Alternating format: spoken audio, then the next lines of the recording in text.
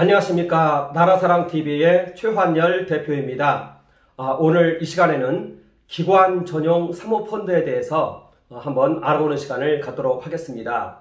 펀드에는 공모펀드가 있고 사모펀드가 있습니다. 그런데 이 둘에 대한 그 판단 기준은 공개 모집이냐 아니면 사적인 모집이냐에 따라서 공모펀드와 사모펀드로 구분될 뿐입니다. 49인 이하로 구성된 펀드를 일반적으로 사모펀드라고 이야기합니다. 그래서 우리나라에 존재하는 이 사모펀드와 공모펀드의 규모를 한번 먼저 알아보았으면 합니다. 이런 것들이 파악이 되어야 이 전체적인 윤곽이 이 그림이 잡히기 때문에 그렇습니다. 지난날에 라임 옵티머스 사태가 우리나라 전체를 강타했을 때 그때 금융위원회에서 조사한 내용입니다. 그러니까 2021년 6월 달에 조사한 그러한 내용입니다. 그러니까 이 자료는 일반적으로 2020년 12월 말자에 이러한 자료가 되겠습니다. 한번 살펴보면 이와 같습니다. 사모펀드와 공모펀드로 나뉘는데요. 사모펀드 중에는 일반인을 대상으로 해서 모으는 펀드입니다. 헤지펀드라고도 하고 전문 투자자 펀드다 이렇게도 이야기를 합니다.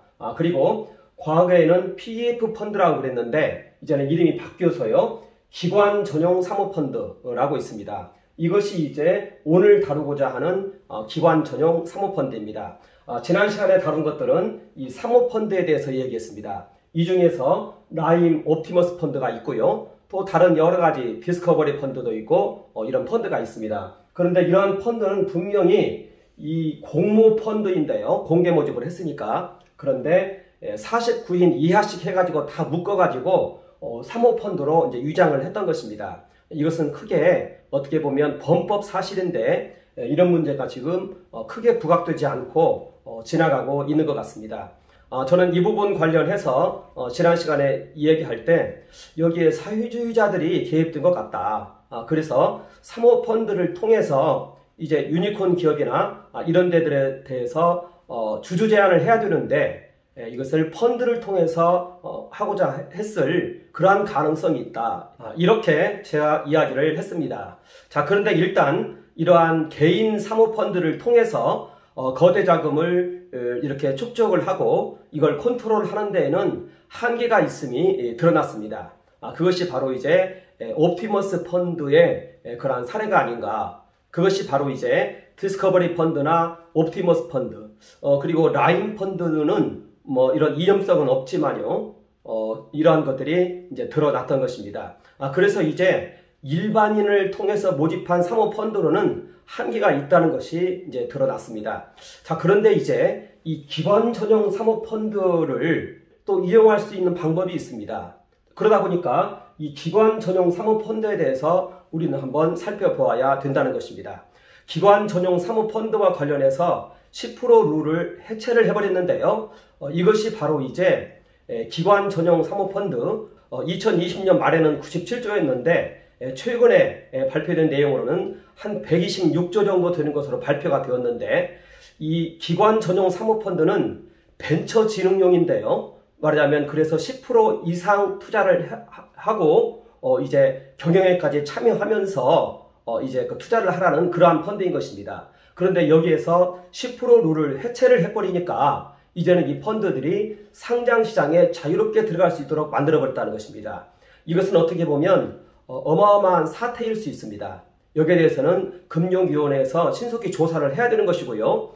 여기에 대한 부작용들이 어떻게 나타나고 있는지를 한번 알아봐야 된다는 것입니다. 원래 이러한 자금들은 이 증권시장 바깥에서 활동을 합니다. 그래서 증권시장에 상장을 해서 자금을 회수하고 그리고 이제 증권시장 내에서 활동할 수 있는 자금은 구조조정 펀드입니다. 말하자면 경영상의 위기가 왔을 때 여기에 이제 구조조정 목적으로 들어가서 하는 경영 참여 활동이죠. 이 구조조정 펀드 그리고 PEF 펀드는 어떻게 보면 이제 벤처 용도와 구조조정 펀드보다 더 깊이 있게 경영에 참여하는 그러한 펀드인 것입니다. 여기에는 이 스타트업까지 모든 것들이 다 이제 포괄이 됩니다. 그런데 이러한 모든 펀드들의 특성은 상장시장에 들어가서 활동을 하기 어렵게 만들었다는 것입니다. 그것이 10% 룰입니다. 10% 이상을 취득해야 되기 때문에 상장시장에 있는 그 회사들을 10% 이상은 취득할 수 없기 때문에 그런 룰이 그러한 작용을 했던 것입니다. 그런데 이제는 이런 룰을 해체를 해버렸습니다. 그러다 보니까 이 방대한 자금이, 이 126조나 되는 방대한 자금이 이제는 증권시장에 들어갈 수 있는 길을 열었다는 것입니다.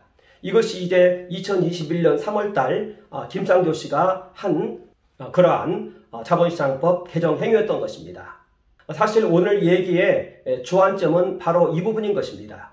어떻게 보면 126조, 그 중에서도 보통 한 78% 정도가 PF 자금인데요. 벤처와 구조조정용으로는 뭐 한 22% 들어가는 것 같고요. 국민연금을 놓고 봤을 때 한 78%가 PF 자금인데 이러한 자금이 증권시장에 들어갈 수 있도록 했다는 것입니다. 자, 그러니까 126조에 한 78% 하면은 거의 100조가 되거든요. 이 100조면은 어마어마한 자금인 것입니다. 국민연금이 한 170조 정도를 국내 상장사 이 기업들에 투자를 하고 있는데요. 170조 정도가 들어가니까 172개 회사에 대해서 아주 우량 회사죠. 대기업부터 해가지고 4대 기업 모두가 다 포함이 됩니다. 여기에 대해서 2대 주주입니다. 그러니까 170조가 들어갔을 때 우리나라 172개사의 2대 주주가 됩니다. 거의 대부분의 회사들을 다 장악해버립니다. 170조가 이런 역할을 하고 있는데 100조 정도가 여기에 들어갈 수 있도록 만들었다는 것입니다. 자, 그런데 이 100조가 곧바로 들어가는 것은 아닙니다. 왜냐하면 기존에 투자되어 있는 자금들은 이제 회수가 돼야 되겠고요. 회수된 다음에는 이제 여유자금으로 존재하겠죠. 그리고 또 여유자금도 있겠죠. 현재 이러한 자금들이 이제는 이 안으로 들어간다는 것입니다. 그리고 이제 회수되는 자금들이 이제 증권시장에 들어가게 된다는 것입니다.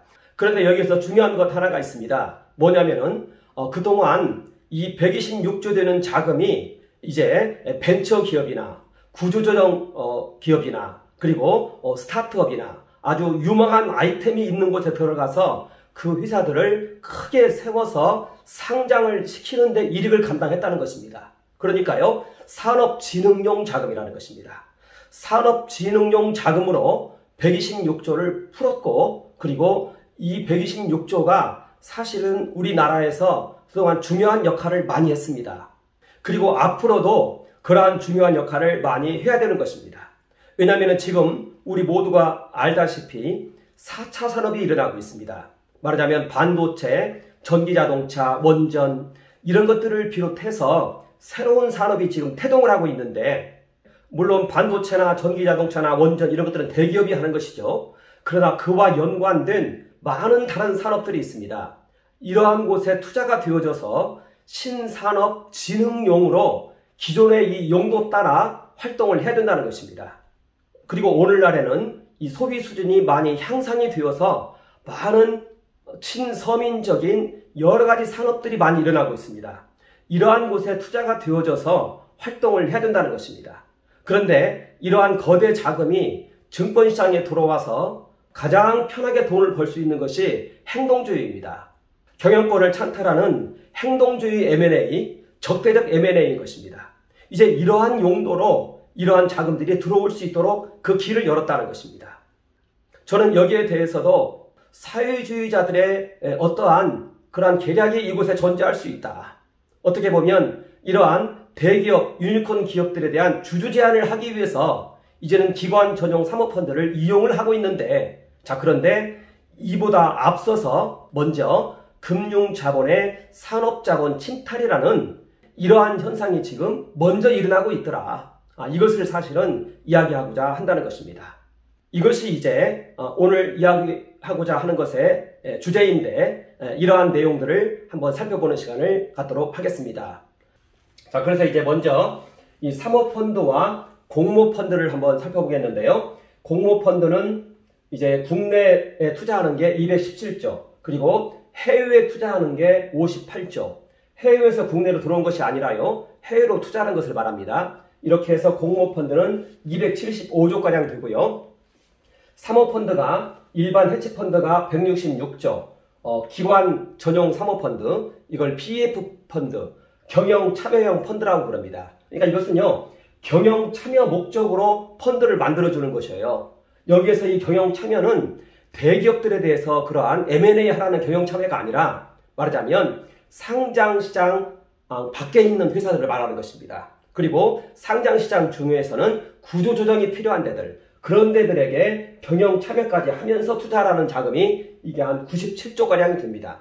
이것이 한 126조 정도로 최근에는 나타났고요. 그리고 해외로 투자하는 사모펀드가 한 180조 정도 된다. 이렇게 발표를 하고 있습니다. 그래서 사모펀드가 한 443조 정도 됩니다. 여기에서 일반 사모펀드 이 166조는 사실은 공모펀드가 많이 있더라. 이 부분은 반드시 시정이 돼야 된다.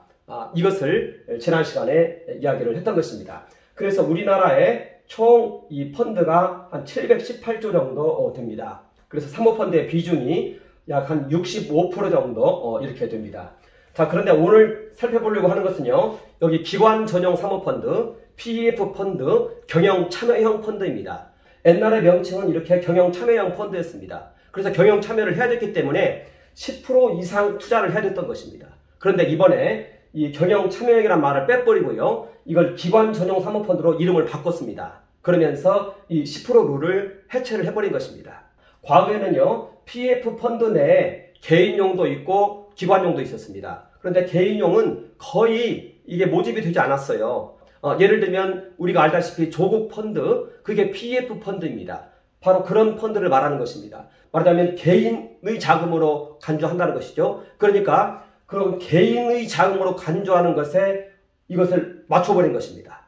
그러니까 개인이 알아서 투자한다, 개인적인 투자이다, 이런 형태로 컨셉을 잡아서 10%를 해체를 해버리고, 그러고 그 다음에는 이제 이 개인 사모펀드는 전부 일반으로 다 분류를 해버렸습니다. 자, 그러니까 여기에도 묘한 농간이 있는 거예요.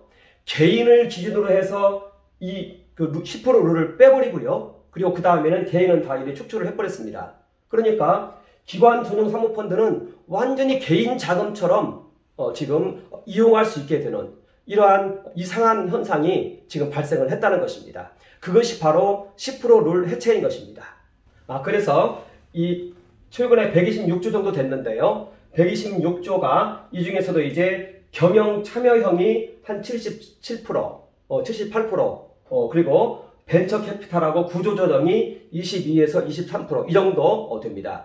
이게 이제 국민연금의 경우에 이랬습니다. 그리고 저는 국민연금의 경우에 이 비율을 전체에다가 그냥 확산을 시켰습니다. 자, 그러면 이 기관 전용 사모펀드는 뭐냐? 대체로 기관이 산업진흥용으로 이렇게 펀드를 만들어서 펀드 매니저들에게 자금을 위탁하는 자금인 것입니다. 그러니까 여기에서의 주요 투자자, 여기서는 LP라고 그럽니다. 유한책임 사원이라는 뜻인데요. 전주라고도 그러고요. 이제 돈을 대는 사람이라는 뜻입니다. 이걸 LP라고 그러는데요. 여기에서의 기관 전용 사모펀드의 LP는 누구냐? 국민연금이고요. 산업은행이고 교원공제기금이고 사학연금입니다.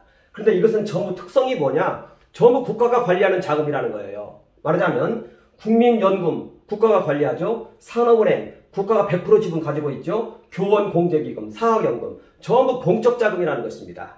물론 여기에 뭐 새마을 금고나 이러한 금융기관도 포함은 됩니다. 더 있습니다. 그러나 이들이 대거 주종을 이루고 있습니다. 그래서 국민연금이 한 33% 정도를 차지합니다. 총 기관 전용 사모펀드 중에 국민연금이 한 33% 차지합니다. 그리고 연금 총액의 5% 정도를 국민연금에서는 이 기관 전용 사모펀드에 이제 배정을 해서 관리를 하고 있습니다. 자, 그래서 이런 펀드가 몇 개냐? 이런 기관들이, 이 기관들이 855개라는 얘기가 아닙니다.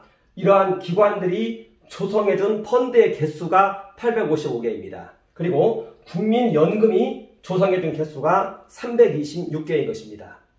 그리고 이렇게 국민연금이 조성해준 이 326개의 펀드, 이런 펀드에 대해서도 사실은 국정감사할 때 꼼꼼히 살펴봐야 되는 것입니다. 이러한 펀드가, 이러한 펀드 매니저들에게 이제 위탁이 되어서 활용이 되고 있는데, 그러한 펀드가 아까 얘기한 것처럼 행동주의 이런 것을 하면 안 된다는 것입니다. 행동주의로 나아가면 안 된다는 것입니다. 왜냐하면 국민연금 자체가 그러한 용도로 하지 못하게 되어 있습니다. 그러니까 국민연금법에서 말하는 그 용도 내에서 이러한 펀드는 운영이 되어야 된다는 것입니다. 이러한 펀드를 가지고 행동주의를 해서 이러한 펀드를 가지고 주주제한을 한다랄까 하는 그러한 행위는 용납해서는 안 된다는 것입니다. 적대적 M&A를 하든가 하는 이러한 행위는 안 된다는 것입니다. 그런데 이번에 김상조 씨가 이러한 룰을 해체를 해버렸는데 이러한 그 해체의 이유가 만약 그가 어떤 사회주의적 어떠한 계략을 가지고 있다면 이건 주주제한을 하려고 이것을 해체한 것입니다. 이렇게 이제 사람들은 의심을 하고 있다는 것입니다. 그렇기 때문에 국회에서는 국정감사를 할 때 이러한 기관 전용 사모펀드가 그렇게 산업자본을 침탈하는 데 이용되지 않도록 그러한 감시를 해야 된다는 것입니다. 왜냐하면 이러한 모든 기관 전용 사모펀드는요, 이렇게 국가기관에서 준 산업진흥용이에요. 이 산업진흥용이어서 10% 룰을 두어서 상장사는 들어가지 못하게 만들었는데 이제는 상장사에 마음껏 들어갈 수 있도록 이 룰을 해체해버렸다는 것입니다. 그래서 지금 금융세계에서 이상한 현상이 발생하고 있어요. 이게 2020년도까지는요, 말하자면 이 법이 통과되기 전까지는 매년 10건씩 M&A가 일어났습니다. 그런데 이 법이 통과된 이후에는 47건이 일어났습니다. 작년도에 47건이 일어났습니다. 그 중에는 SM도 있고 또 오스템 임플란트도 있고 한샘도 있고 아주 이런 것들을 이제 우리는 접하게 되는 것입니다. 그래서 이렇게 47개의 일어난 M&A에 대해서도 금융위원회에서는 조사를 해봐야 된다는 것입니다. 그리고 여기에 기관 전용 사모펀드가 개입했는지, 기관 전용 사모펀드를 운용하는 그 자산운용사가 여기에 개입했는지 이러한 것들을 하나하나 살펴봐야 된다는 것입니다. 자, 얘기 계속하도록 하겠습니다. 그래서 855개의 펀드가 있는데요. 이러한 것들을 운용하는 운용사는 337개입니다. 2020년 12월 말자입니다. 자, 그런데 이 운용사 337개 중에서 PF 협의회 회원사가 있습니다. 말하자면 50대 PF사가 있습니다. 2021년 6월 달에 결성이 됐는데요. 여기에 50개 PF 협의회 회원사가 있는데요. 이들이 이 100조 원 중에서 약 58%를 이들이 관리하고 있습니다. 그리고 이들이 관리하는 자금이요, 31개사의 경우에 1조 원이 넘습니다. 그러니까 1조 원 정도를 이렇게 국가기관으로부터 위탁받아가지고 관리를 하고 있는 거예요. 그게 지금 이러한 PF 협의회 회원사인 것입니다. 나라로부터 큰 그런 혜택을 지금 받고 있는 겁니다. 그러니까 그런 혜택을 받은 것만큼 이제는 국가에 보답을 해야 되는 것입니다. 산업발전진흥용으로 이러한 용도를 계속 가지고 가야 된다는 것입니다. 그런데 이들 중에는 행동주의 펀드도 있을 수가 있어요. 그런 사람은 이제 국가로부터 행동주의 하라고 이런 자금을 지원받은 것으로 해석하고 그렇게 행동을 할 수도 있어요. 그러나 그것은 우리나라 헌법 정신에 맞지 않는다는 것입니다. 국민연금법에도 맞지 않는다는 것입니다. 과거에 박정희 정권에서 지금 오늘날에 30대 기업이 출연했습니다. 그리고 그 중에서 4대 기업이 출연을 했죠. 그래서 우리나라를 이와 같이 큰 부강한 국가로 만들어줬습니다. 이제 또다시 새로운 신흥 재벌들이 생겨나고 있는데요. 그들이 바로 이 그룹입니다. 이 그룹 중에서 예를 들어서 MBK 파트너스가 제일 좀 큰데요. MBK 파트너스가 이제 김병주 회장입니다. 박태준 회장의 넷째 사위입니다. 여기에서는 이 김병주 회장이요, 지금 삼성 이재용을 제꼈습니다. 그래서 이 김병주 씨가 우리나라 일대 재벌입니다. 12.7조 정도 자산을 보유하고 있습니다. MBK에서 운영하는 자산은 34조 정도 됩니다. 여기에는 많은 해외 자금도 포함이 되어 있습니다. 스마트 게이트가 6.7조인데요. 권혁빈 씨 우리나라 4위입니다. 그리고 메리츠 금융이 4.5조, 우리나라 9위입니다. 그러니까 우리나라 재벌들 1위에서 10위까지 3명이 바로 이 협의회 회원사들입니다. 이들은 어떻게 해서 이렇게 큰 재산을 축적하게 됐느냐? 이렇게 어마어마한 자금을 지원받아서 여기에서요, 이렇게 운용자금을 받으면은요, 2% 정도는 운용보수로 씁니다. 자, 그런데 마진을 10%를 넘기면은요, 9에서 10%를 잡습니다. 이걸 넘기면 넘긴 부분에 대해서 20% 정도를 또 배당으로 받습니다. 그리고 이 김병주 씨는 이 칼라일에 있으면서 한민은행을 인수합병하면서 7천억 정도의 차익을 여기에 남겨줬습니다. 그러면서 이제 이러한 사업을 시작을 하게 됐는데요. 이렇게 우리나라 최근에 신흥재벌을 이제 이루고 있습니다. 그리고 이들이 한 역할도 많이 있습니다. 예를 들면은요, 우리나라 경우에 홈플러스, 롯데카드, 버거킹, 맘스터치, 아웃백, 투썸플레이스, 오비맥주, 할인, 쿠팡, 공차 이런 애들이 전부 이들이 발굴해서 이렇게 우리나라의 기간산업에 이르기까지 이렇게 만든 것입니다. 그러니까 이러한 역할을 계속 해야 된다는 것입니다. 신산업진흥 용도로서의 역할을 해야 된다는 것입니다. 그런데 이들에게 이제 10% 룰을 해체를 해버렸습니다. 증권시장에 들어가서 행동주의를 할 수 있도록 만들었다는 것입니다. 이들이 보통 이 펀드가요, 1000억 이상 되는 펀드가 173개입니다. 이 펀드를 이제 당첨받으면 1000억 이상 되는 그 돈을 이제 활용할 수 있게 되는 거예요. 3000억 이상 되는 펀드가 53개입니다. 이러한 대형 펀드가 226개입니다. 이러한 펀드들을 이들이 지금 관리를 하고 있다는 것입니다. 자, 그런데 이제 이러한 자금이 지금까지는 증권시장에서 헐개칠 수 없었어요. 그런데 이제는 이러한 자금이 항상 여유자금으로 또 존재를 합니다. 이제는 이 여유자금을 이제는 예치할 필요가 없어요. 이제는 증권시장에 가지고 들어오면 돼요. 증권시장에 주식을 사고 있으면 되는 겁니다. 좀 이따 이제 한번 살펴보겠지만, 이러한 집합투자기구들의 자금이 증권시장에 들어와 있으면요, 이게 바로 이제 행동주의 펀드는 이들을 보고 움직이는 것입니다. 행동주의가 행동을 했을 때 자기 자금만 가지고 움직이지 않아요. 그 회사에 이러한 집합투자기구가 어떻게 들어와 있는지를 보고 움직이는 것입니다. 자, 한번 보세요. SM엔터테인먼트, 이번에 1% 가진 온라인 파트너스에 의해서 이 회사가 카카오로 넘어갔습니다. 이때 카카오는요, 9% 정도만 이제는 보유를 했어요. 온라인 파트너스는 1%고요. 이수만은 18.45%예요. 그런데도 넘겼어요, 회사를. 왜 이런 일이 발생하느냐? 옆에 보세요. 국민연금이 9%를 가지고 있고요. KB자산이 5%를 가지고 있습니다. 이게 14%입니다. 이게 집합투자기구입니다. 이러한 집합투자기구들이 이제는 여기에 더 쌓이게 된다는 거예요. 저 자금이 들어오면. 저 여유자금이 들어오면은요. 그러면은요, 이 경영자는요, 여기만 커버하는 것이 아니에요. 여기까지 커버를 해야 되는 거예요. 그러니까 여기에서 하이브를 이제 그 100개사를 소청을 했을 때 하이브에서 7% 정도를 추가적으로 구매한다고 예상을 했습니다. 그리고 매집을 시작했습니다. 왜 이 7%가 나오느냐? 이거 두 개 합쳐가지고 26%가 돼야 되는 것입니다. 이 26%는 왜 나온 것이냐? 여기 있는 14%하고 여기 있는 10%를 합친 그것을 넘어가는 금액인 것입니다. 그러니까 이제 기관 전용 사모펀드가 들어와서 이런 식으로 계속 늘어납니다. 그럼 이거 다 커버를 해야 되는 것입니다. 왜냐면은요, 이 사람들 입장에서는 행동주의가 일어나야 그러면 이 주가가 50%가량이 뜁니다. 1.5배가 된다는 얘기예요. 그게 보통 이제 경영권 분쟁이 일어났을 때의 주가입니다. 그러니까 여기에 자금을 가지고 있는 거예요. 이렇게 가지고 있는 거예요. 그리고 이 사람들은요, 이쪽 편을 드는 거예요. 그래야 주가가 올라가는 거니까요. 그러니까 이 사람들은 행동주의에 참여를 안 했음에도 불구하고 그러한 유익을 다 보게 된다는 것입니다. 이러한 일들이 여기에서도 발생했고요. 오스템 임플란트도 똑같습니다. 여기 보세요. 최기옥 씨가 19.62% 가지고 있었습니다. 여기에 애프리컷, 이 강성부 펀드입니다. 여기에서 6.92%를 치고 이제 행동주의를 걸었습니다. 그러니까 바로 손 들어버렸습니다.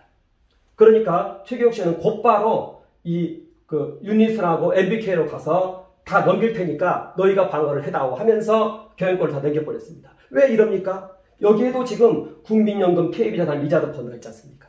이러한 것들이 있기 때문에 이건 전부 하나로 보는 것입니다. 이제는 이러한 세력들이 계속 드러난다는 것입니다. 이런 일이 지금 발생을 했다는 것입니다. 그리고 여기서도 보세요. 여기에 있는 덴티스트리 인베스트먼트가 유니슨 캐피탈하고 MBK, 아까 MBK 있었죠? 여기가 합세해서 이것을 만든 것입니다. 이것도 결국 기관 전용 사모펀드입니다. 그러나 이것은 이제 사실은 구조조정 목적의 펀드가 될 수도 있는 것이죠. 말하자면 경영권을 방어해야 되는 것이니까요. 그러니까 이런 것들은 가능할 수도 있습니다. 그러나 어찌됐든 이런 데를 전부 보면은요, 전부 이 타 기관으로부터 자금을 받은 것이에요. 그런데 우리나라 국민연금이나 산업은행이나 이런 데로부터 받은 돈을 가지고 이런 데로부터 받은 자금이 이런 용도로 쓰이는 것은 아니라는 것입니다. 여기에서 얼라인 파트너스는요, 아마 KKR에서 자금이 들어온 것 같아요.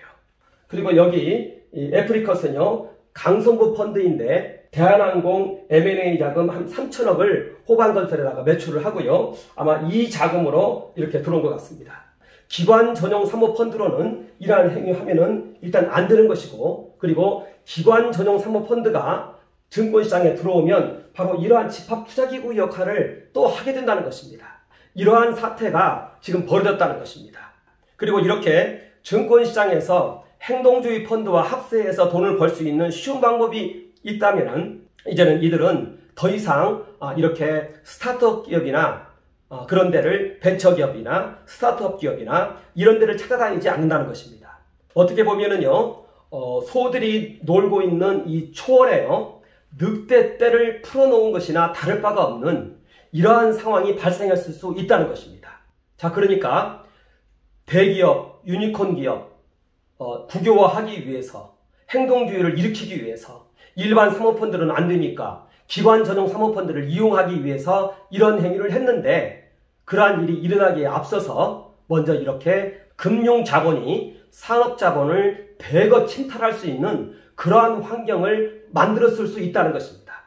이러한 내용들을 금융위원회에서는 신속히 조사를 해봐야 된다는 것입니다.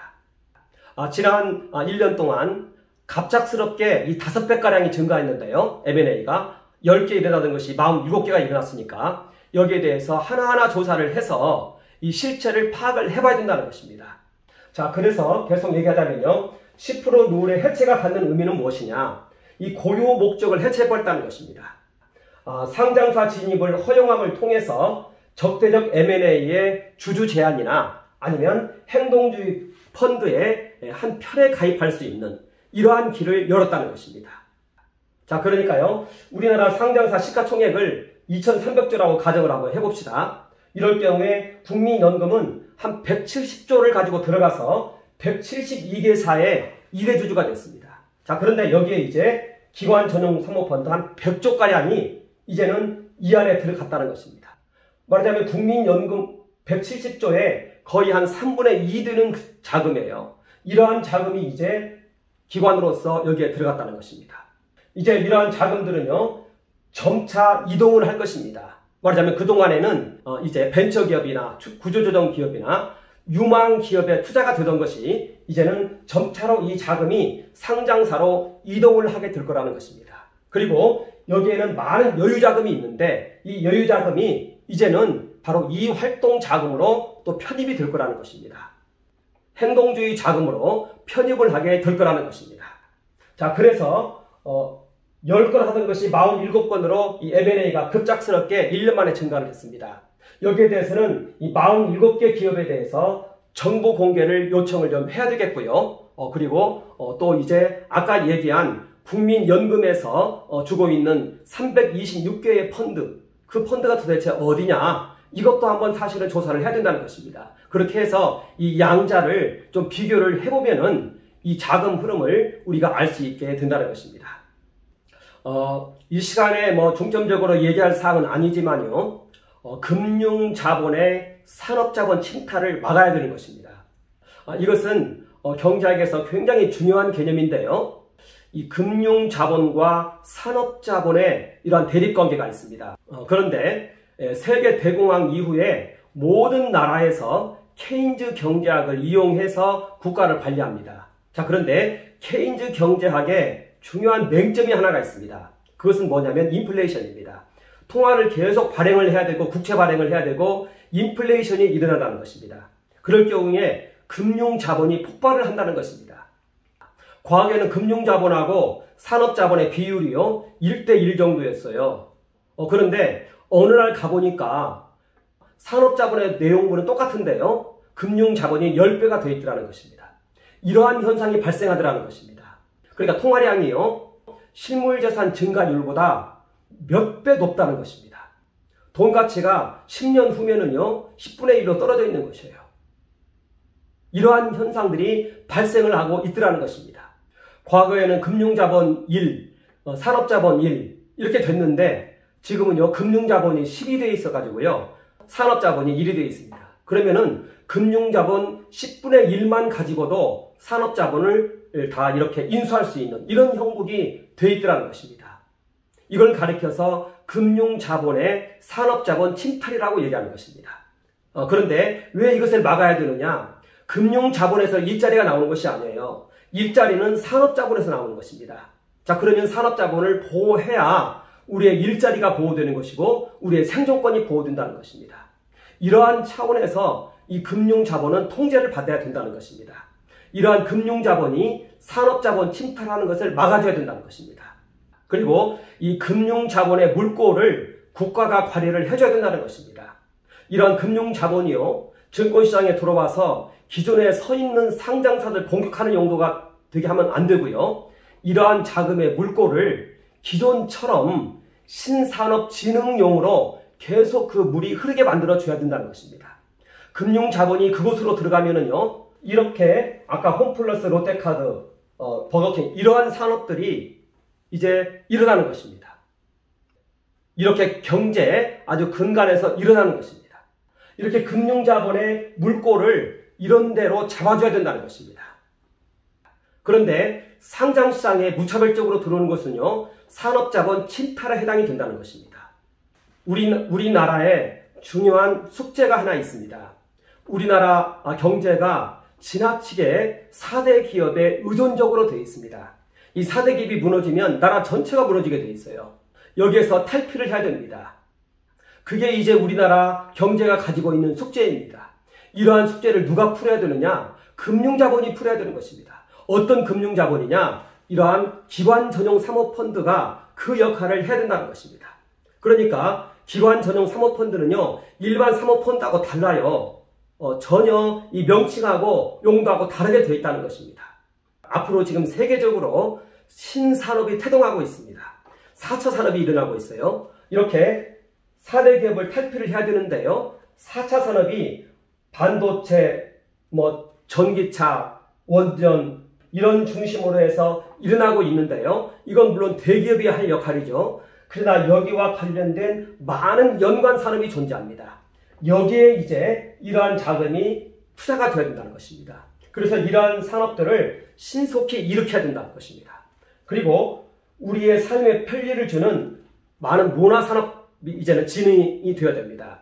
이제는요, 소비층이 우리나라에도 이제는 형성이 되어 있습니다. 그러니까 아까 이야기한 이러한 산업들이 일어나는 것이죠. 계속 이러한 역할을 해서 우리나라를 보다 윤택하게 만드는 이런 용도로 계속 작용을 해야 된다는 것입니다. 이런 것을 누가 하느냐? 금융자본이 하는 것입니다. 그 금융자본의 물꼬를 정부에서는 잘 흐르게 만들어야 된다는 것입니다.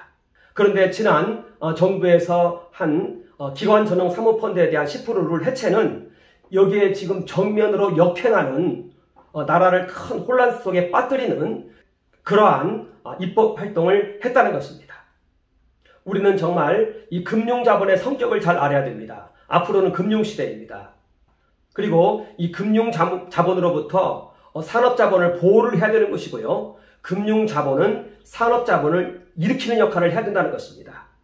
금융자본이 폭발을 하고 있습니다. 이 거대한 이 금융자본의 물꼬를 잘 잡아야 된다는 것입니다. 제가 지난 그 문재인 정권 기간 동안 이 코로나 일어나기 전까지 이 4년 동안의 통화량 분석을 한번 했습니다. 왜냐하면은 그리고 국채를 저렇게 발행을 해대면은 어떻게 되나 하면서 이것을 한번 분석을 했습니다. 여기에서 금융자본의 실체가 잘 드러났는데요. 그 내용 한번 잠깐 간단히 한번 보도록 하겠습니다. 2017년에서 2020년, 이건 코로나 일어나기 전까지입니다. 통화량이 어떻게 증가됐고 이 통화가 어디로 귀속이 되었는가, 이것을 한번 제가 살펴본 것입니다. 우리나라 이 기간 동안에요, 국채 발행을 210조를 했습니다.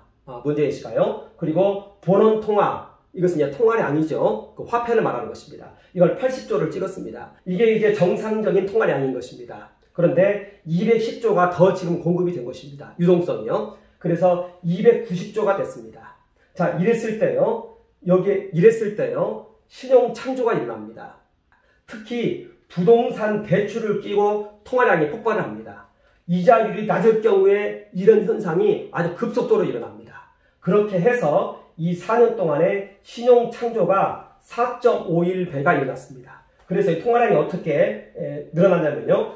2017년 초에 3,342조이던 이 예금 통화량이, 예금입니다. 이것은 통화량이 2020년 말에는요, 4,553조가 됐습니다. 1,211조가 늘어난 것입니다. 그러니까 돈은 분명히 290조를 유동성으로 공급을 했는데 실제로 예금 통화 늘어난 것은 1,200조다라는 것입니다. 이것은요, 1,200조면은요, 3,342조에 한 37%가량 됩니다. 이게 고스란히 부동산 가격 증가로 나타났습니다. 이게 고스란히 부동산 가격 폭발로 나타났습니다. 그리고 그 부동산 가격이 더 이상 오르면 안 되니까 지금 이렇게 이자율을 높여가지고 이 돈을 못 돌게 만들고 있는 것입니다. 그러면서 경제가 이제 유축이 되는 것입니다. 그래서 이렇게 돈을 찍는 행위는 참으로 조심을 해야 되는 행위이고, 레닌이 인플레이션을 일으켜가지고 나라를 파괴시키라고 했습니다. 그러면 많은 사람들이 이제 국가를 의존할 것이라고 했습니다. 이러한 전략으로도 지난날에 이 행위를 보기도 합니다. 어떤 사람들은 그렇게 해석도 해요. 왜냐하면 공산주의 이론에 그것이 있으니까요. 자, 그래서 이렇게 290조 돈을 찍었는데요. 1200조가 돈이 풀려있더라는 것입니다.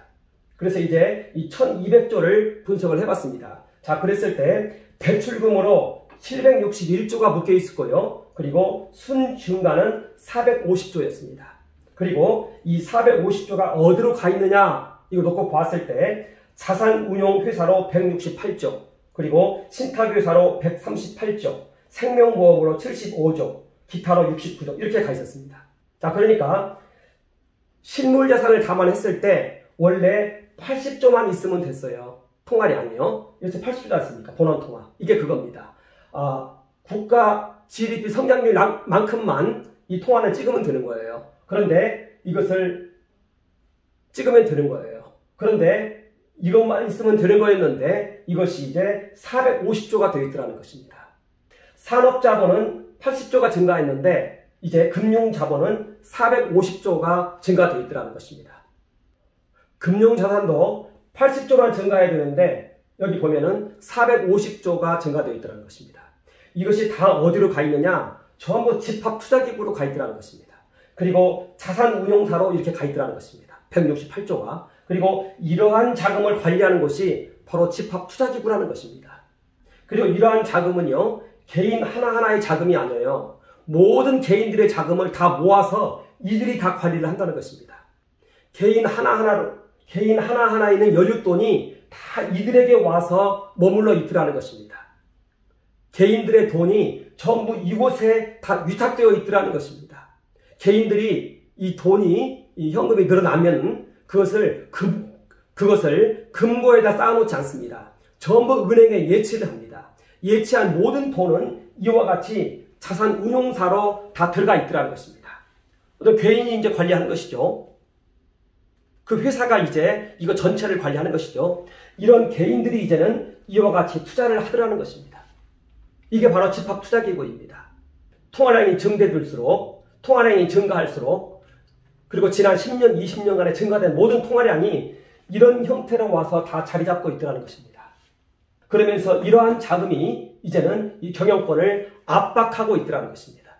이러한 상태에서 행동주의 펀드가 하나가 툭 들어오니까 기존에는 이 자금만 가지고도 이 회사가 유지가 됐어요. 그래서 여기까지 이제 유상증자를 한 겁니다. 그런데 이제는 집합투자기구가 이렇게 마구마구 들어와서 이 자리를 잡아주니까 이제는 기존의 지분율 20% 가지고는 회사를 유지할 수 없게 되어 있다는 것입니다. 우리나라의 상장사 대부분이 20에서 30% 정도 지분을 가지고 있습니다. 그런데 이제 집합투자기구 몇 개만 들어오면 이 경영권은 바로 위협을 당합니다. 그런 상태에서 이런 온라인 파트너스나 애플컷이나 이런데 행동주의, 이 행동을 탁 하면은 회사가 넘어가 버린다는 것입니다. 이러한 세계를 지금 열었다는 것입니다. 집합투자기구 의결권을 10%까지 인정해주고 있는데 여기에 대한 제한을 빨리 가야 됩니다. 통화량 증가가 10배, 20배 됐습니다. 그러면 그것에 맞추어서 집합투자기구의 의결권 한도도 조정을 해줘야 된다는 것입니다. 이것이 바로 산업자본, 우리나라의 일자리를 보호하는 길이라는 것입니다. 저는 기관 전용 사모펀드를 이렇게 다루면서 이제 중요하게 하고 싶은 얘기가 바로 그거였다는 것입니다. 이렇게 국가가 자금을 동원해서 100조가량을 마련해서 이제 자금을 조성을 해주고 또 그들은 이 덕을 보고 이제 재벌 반열에까지 오르고 있는 이러한 사람들인 것입니다. 이들은 여전히 계속해서 그 자리를 지켜야 되는 것인데, 그런데 10% 룰 해체는 이러한 모든 사람들이 이 자금 여윳돈을요 전부 증권회사에 가지고 들어와서 주식을 사게끔 만들었다는 것입니다. 그러면 이들은 이제 전부 하나의 기관 투자자가 되어서 집합투자기구의 일원으로서 이제는 행동주의 펀드에 편을 들 수밖에 없는 그러한 그림을 지금 만들었다는 것입니다. 이러한 사태에 대해서 금융위원회에서는 신속히 조사를 해봐야 된다는 것입니다. 그리고 국회에서는 신속히 집합투자기구 의결권을 10%를 주고 있는데 여기에 대한 하향 조정, 통화량이 증가된 것만큼 이제는 이 의결권도 이제 더 제한을 해야 된다. 이것을 이제 간곡히 이제 말씀을 드리고자 하는 것입니다. 그래서 이 방대한 금융 자본이, 그리고 그 자금이 국가 자금이라면 그 자금은 행동주의로 흘러서는 안 되고 여전히 산업진흥용으로 머물러야 된다. 그런데 이렇게 10%를 해체를 해버렸으니 이제 이 여유자금만이라도 이리로 다 들어갈 거 아니겠습니까? 그러다 보니 이러한 사태를 어떻게 해결해야 되는 것인지, 어떤 지금 파급 효과를 나타내고 있는지 금융위원회에서는 신속히 분석해 볼 필요가 있다는 것입니다. 우리나라는 지금 세계적으로 이제 경제와 관련해서 갈림길에 있습니다. 신산업이 일어나고 있습니다. 여기에 흐름을 잘 타면 이제는 더 아주 부강한 국가가 되어질 것이고요. 공산 세력의 이러한 음모 때문에 나라가 또다시 한번 주저앉을 수 있는 이러한 위기가 우리에게 올 수도 있다는 것을 우리는 명심을 해야 된다는 것입니다. 감사합니다.